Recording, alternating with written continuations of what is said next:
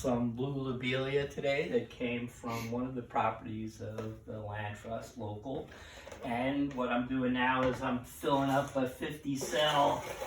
That means it holds 50 total plants with our transplant mix, which is basically 10 parts compost, our Vermont compost, 2 parts vermiculite, 1 part perlite, and a little bit of sand thrown in, like I say, for good luck. So we almost have this filled. We're gonna, like I say, the blue lobelia is a native wildflower, and it likes it kind of dampish, not like aquatic, but kind of dampish. And we have it growing in our wetland garden and in our rain garden here at Mueller. So the next thing we're gonna do is, we got this filled up dry. We're gonna bring it on into the greenhouse.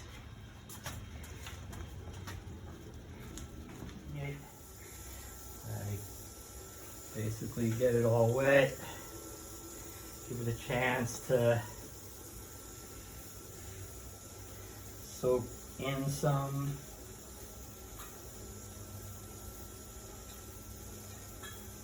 Give it a break for a second.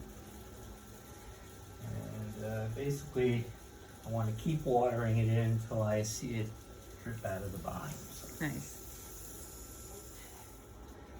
And now we have our seeding in there, and you can see how tight it is. Basically, we collect the seed, what we call stratify them. That means we keep them outside in the winter for 6 to 8 weeks-ish. We bring them into the greenhouse to get started. You can see we got lots of starts over there. Then once they get tight like this, and they're growing to a certain point, usually past the first set of leaves to some sort of secondary leaves, and then we're ready to go. And then we have our tools of choice. Chopstick and fork. And the chopstick. That's what we use to Very cultivate. technical business. I'm gonna get my reading glasses so I can kind of sort of see what I'm doing. Kind of poke in there, pull it out, pull some out.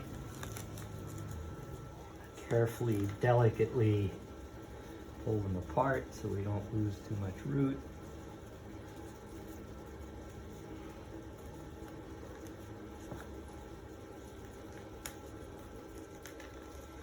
And you do lose a percentage of these. It's not like you're going to get every single one to grow big enough to get out there to be a full-grown.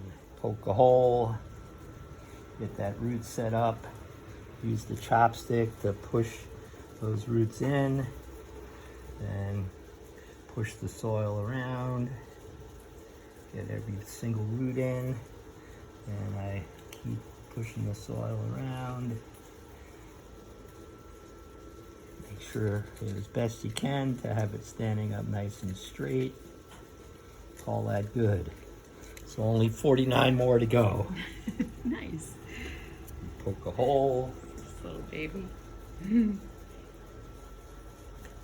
Now you like it to have some dirt attached to the root. Some plants do better than others.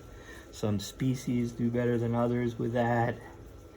And sometimes the ones that really like to come away bare rooted, like this one seems to do, take a little while longer sometimes to get established. I get you. Some of the others, it's like they never moved. But like and some, you just have to kind of wait a little bit. Is that the rhizomes? And sometimes have. Let's see. That's Super pretty deep for a little leaf. It's to double the length of the leaf almost. So again, push it in, push the soil around.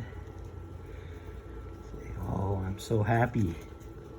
This milkweed will start out here, and then we put them into the Big pot. 4-inch pot. Yeah. And it depends. Some we're going to keep in the 50 cell, like these guys.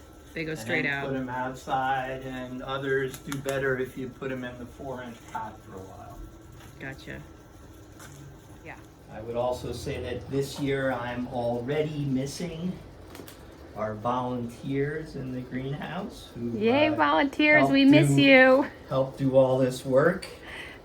Although I will say that this particular transplanting is a delicate and artful task, and some people are better at it than others. So I was going to say, if John is out here, John was our best transplanter last year. We miss you, John. Steady hand, John. Yes.